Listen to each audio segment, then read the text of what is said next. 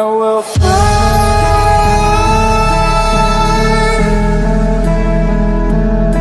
Oh, we'll fly.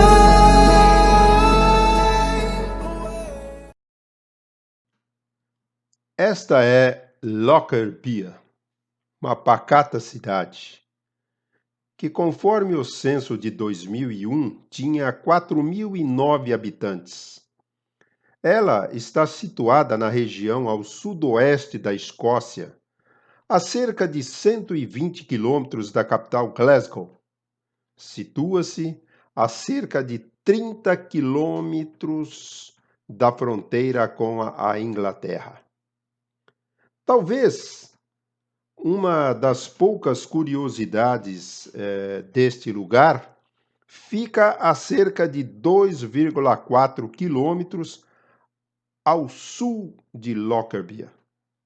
Lá se encontram os restos de um campo de prisioneiros de guerra de Halmuir.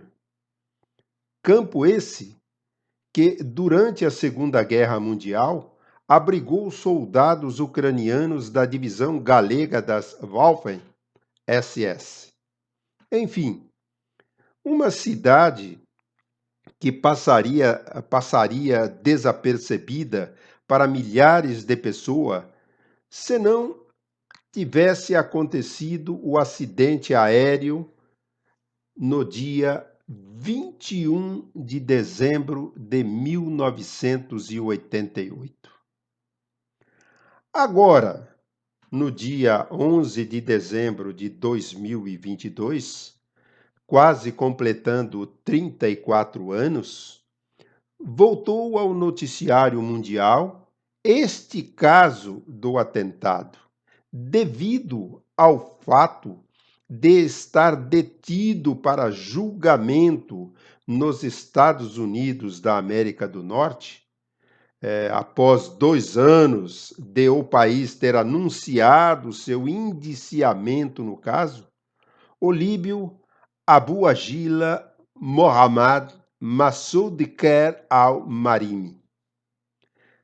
Este líbio é acusado pelos Estados Unidos de produzir e programar a bomba que explodiu o Clipper Mad of the Seas, um Boeing 747-121A da Pan American World Airways, que em 21 de dezembro de 1988 realizava o voo 103 da companhia aérea que havia decolado de Londres com destino a Nova York, transportando 259 pessoas a bordo, sendo 243 passageiros e 16 tripulantes. Em 2020, os Estados Unidos da América do Norte abriu uma denúncia formal contra Massoud, destacando o fato de ele ter trabalhado com a fabricação de explosivos. Segundo as autoridades americanas, um dia antes do atentado, Massoud viajou para Malta, onde teria entregado a outros 2 suspeitos que foram presos após 3 anos do atentado, que era Abdel Basset al-Megrahi e Al-Almin Khalifa Frima, uma mala com a bomba utilizada no ataque. Ainda no país europeu, lá em Malta, teriam pedido ao líbio, atualmente detido, que ajustasse o cronômetro do dispositivo para que a bomba explodisse enquanto o avião estivesse no ar. Abdel Basset al-Megrahi era um agente da inteligência da Líbia e chefe de segurança da Libyan Arab Airlines. Em 31 de janeiro de 2021, foi condenado por assassinato por um tribunal neutro em território holandês, composto por 3 escoceses. condenado a permanecer por no mínimo 27 anos de prisão, pois a real sentença era de prisão perpétua. Também, nesta oportunidade, foi acusado Al-Almin Khalifa Freeman, diretor da estação da Libyan Arab Airlines, no aeroporto de Lucca, em Malta, mas foi absolvido. O regime de Trípoli reconheceu oficialmente sua responsabilidade pelo atentado em 2003 e pagou cerca de 8 milhões de dólares, perto de 27 milhões de reais à época, de indenização para as famílias de cada uma das vítimas. A Pan Am também foi condenada a indenizar as famílias e, talvez devido a isto, pediu falência em 1991 e depois foi adquirida por outra companhia. Porém, em 2006, recebeu 30 milhões de dólares do governo líbio depois de um acordo. Sempre alegando inocência, Abdel Bsat Ali Mohamed Al-Megrahi cumpriu sua sentença na prisão de Greenock, perto de Glasgow. Permaneceu até 20 de agosto de 2009 e depois foi liberado pelo governo escocês para voltar à sua terra por razões humanitárias, uma vez que ele estava com câncer na próstata, em estado terminal. Morreu no dia 20 de maio de 2012, na cidade de Trípoli, aos 60 anos de idade, após ter passado por um coma de 10 meses. Anos depois, o FBI obteve uma cópia de um depoimento dado pelo líbio à justiça local, quando ele ficou sob custódia das forças de segurança, em 2012. Na ocasião, segundo a versão da Polícia Federal Americana, ele admitiu ter fabricado a bomba que derrubou o voo 103 da Pan Am e ter trabalhado com Megrahi e Freeman na execução do atentado. Ele também teria dito que seguiu ordens dos serviços de inteligência do país e que participou de outros planos semelhantes. Ainda de acordo com o FBI, no depoimento de Massoud, contou que o ditador Muammar Gaddafi, assassinado em 2011, durante um levante popular, o agradeceu por ter atacado os Estados Unidos da América do Norte de forma bem-sucedida. Também um agente do FBI informou à agência de notícias Reuters que a investigação americana encontrou evidências que endossaram as confissões. De acordo também com a BBC, em 2017, Massoud cumpria a pena de prisão na Líbia por fabricação de bombas. Agora, no mês passado, em novembro de 2022, houve relatos de que ele tinha sido sequestrado por um grupo de milícias, levando a especulações de que seria entregue às autoridades americanas para ser julgado. Um funcionário do Departamento de Justiça disse que as audiências envolvendo o líbio ocorrerão em um tribunal federal em Washington. A data ainda será confirmada. Quem sabe agora descubra-se o motivo concreto para o atentado de Lockerbie, ou nem é provável que tal motivo jamais seja encontrado. Segundo o jornal The New York Times, há 2 anos, Massoud estava detido em uma prisão da Líbia por crimes não relacionados ao atentado. Não está claro, porém, se ele seguia preso e como os Estados Unidos da América do Norte conseguiram obter sua custódia agora. Uma fonte militar de Trípoli disse à agência de notícias Reuters que o suspeito foi levado pelo aeroporto da cidade de Misrata. Este atentado terrorista foi o mais mortal já ocorrido em solo britânico e resultou ainda no pior desastre aéreo na história do Reino Unido. O avião nunca saiu da Grã-Bretanha. Em menos de 1 hora de voo, foi vítima de um ataque terrorista. Uma bomba explodiu no porão de carga, fazendo com que pedaços do avião despedaçado caíssem na pacata cidade de Lockerbie, na Escócia. Todavia, quando os restos do avião chegaram ao chão, além das 259 pessoas que viajavam a bordo, mais 11 pessoas no chão que ali residiam morreram, totalizando 270 mortos. Um atentado trágico que acabou chocando o mundo. A explosão ocorreu 38 minutos após a decolagem. A causa foi um explosivo plástico colocado num cassete de rádio dentro da bagagem do compartimento de carga dianteiro. A bomba estava dentro de uma maleta tipo executivo, né? Embalada em várias peças de roupa e foi carregada no voo 103 da Pan Am em Frankfurt, na Alemanha, que faria escalas em Londres, no aeroporto de Heathrow, Nova York e Detroit.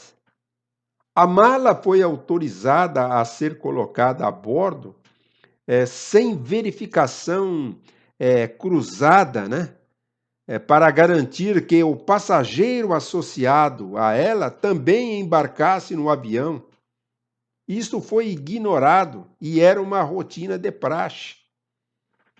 O avião deixou Heathrow, em Londres, às 18h25, com uma bomba no porão de carga que estava marcando rapidamente a hora final no cronômetro. 37 minutos depois, quando o voo 103 voava alto sobre a Escócia, a bomba explodiu. A explosão abriu um buraco na lateral do avião e, em um piscar de olhos, a cabine e a seção de primeira classe se quebraram, balançando para cima no teto do avião antes de se separarem completamente. O resto da aeronave começou a mergulhar em direção ao solo, quebrando-se ainda mais ao cair. A cauda se separou. Depois, os motores e as pontas das asas, a seção central com muitos dos passageiros e os tanques de combustível, pegou fogo e caiu em direção à cidade desavisada de Lockerbie, girando e girando como um peão. Os passageiros foram lançados na noite, alguns ainda amarrados em seus assentos.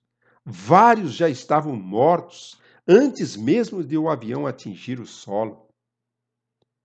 Milhares de metros abaixo, os residentes de Lockerbie, a pacata cidade escocesa, de cerca, na época, de 4.000 habitantes, estavam se preparando para o feriado de Natal que se aproximava. De repente, um som estrondoso, profundo, sacudiu a cidade.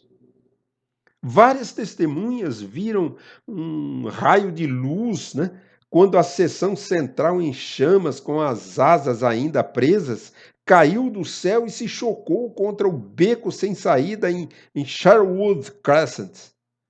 Uma grande explosão atingiu Lockerbie, destruindo mais de uma dúzia de casas e causando caos até na rodovia A74 adjacente, que foi pega na explosão. Um residente olhou para fora e encontrou seu gramado coberto por até 60 corpos. Outro tentou ligar para os serviços de emergência, mas as linhas telefônicas estavam desligadas.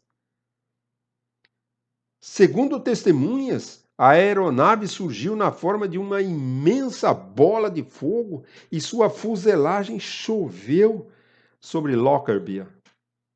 Na verdade, os destroços cobriram uma área de 2.000 quilômetros quadrados e os fragmentos maiores da fuselagem se dividiram em 5 seções principais. A cabine era um desses fragmentos. Por não ter sofrido muitos danos na queda, os investigadores puderam conferir boa parte dos controles e botões, tais como os pilotos os haviam deixado, pois a análise preliminar apontou que não havia sinais de que os pilotos tivessem se deparado com qualquer problema grave antes do desastre. Então, a explosão desencadeou uma sequência de eventos que levaram à rápida destruição da nave. Sobretudo, causou toda a destruição da frente da aeronave e fez com que a cabine separasse completamente do resto. Isso fez com que o avião caísse livre por 2 minutos antes de bater no chão. O resto da fuselagem jogou as pessoas de seus assentos, fazendo uma espiral, e depois caiu nos arredores da cidade. Os ventos fortes daquele dia fizeram com que as vítimas se espalhassem e os detritos lançados numa área de mais de 2 quilômetros quadrados. Após 3 anos de investigações conjuntas entre a polícia inglesa Scotland Yard e a polícia escocesa, além da CIA e FBI dos Estados Unidos, eles ouviram mais de 15.000 testemunhas e as alegações de assassinato foram coletadas até 13 de novembro de 1991. O marco zero da explosão foi a casa de Dora e Maurice Henry, em Sherwood Crescent. A casa deles foi atingida diretamente pelas asas cheias de combustível e pela fuselagem central. Onde antes existia, agora havia uma cratera em chamas. Seus corpos nunca foram encontrados. Ao todo, o impacto e o incêndio subsequente, destruíram 21 casas e mataram 11 residentes de Lockerbie. Muitos pedaços do avião pousaram em outras áreas da cidade e uma grande quantidade de destroços mais leves, assim como a cabine, foram espalhados além de Lockerbie por mais de 2.000 quilômetros quadrados. Foi a pior coisa acontecida na Grã-Bretanha em termos de ataque terrorista e o pior acidente de avião de sua história, 2 títulos que ainda hoje detém. Em todos os anos desde o acidente, Lockerbie reconstruiu os bairros em ruínas, colocou memoriais no local e realizou cerimônias anuais para lembrar os mortos. Uma bolsa de estudos concede a 2 alunos de Lockerbie a cada ano a chance de estudar na Syracuse University, no estado de Nova York, que perdeu 35 alunos neste acidente.